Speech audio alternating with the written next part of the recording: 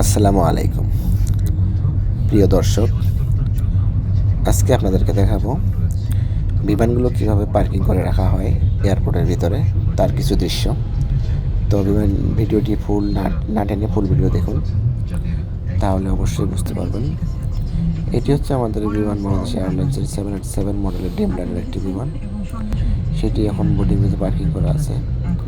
এখন সামনে যে বিমানটি দেখছেন, এটি হচ্ছে ইউএস বাংলার এয়ারবাস A330 মডেলের একটি বিমান। সেটিও পার্কিং করা বোর্ডিং ব্রিজে। সামনে আর একটি বিমান আছে, সেটি হচ্ছে 737 মডেলের একটি বিমান।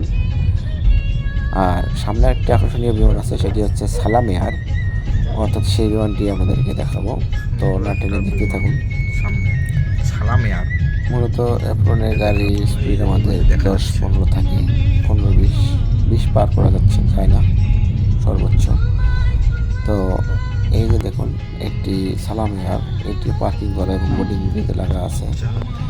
এটি হচ্ছে ওমানের একটি বিমান সংস্থা সালাম এয়ার, সেটি আমাদেরকে দেখাচ্ছি। আর এটি হচ্ছে অ্যারাবিয়া, এটি হচ্ছে মালয়েশিয়া, সৌদি আরব এগুলো যাত্রা করে। আর এটি হচ্ছে ইউএস বাংলা এয়ারলাইন্স। আর সামনে যেটি দেখতে পাচ্ছেন, এটি হচ্ছে বিমান বাংলাদেশ এয়ারলাইন্সের -8, অর্থাৎ ছোট সব থেকে ছোট বিমান যেটি। আর এটি যে বিমান, সেটি হচ্ছে 737 মডেলের একটি বিমান। ধন্যবাদ।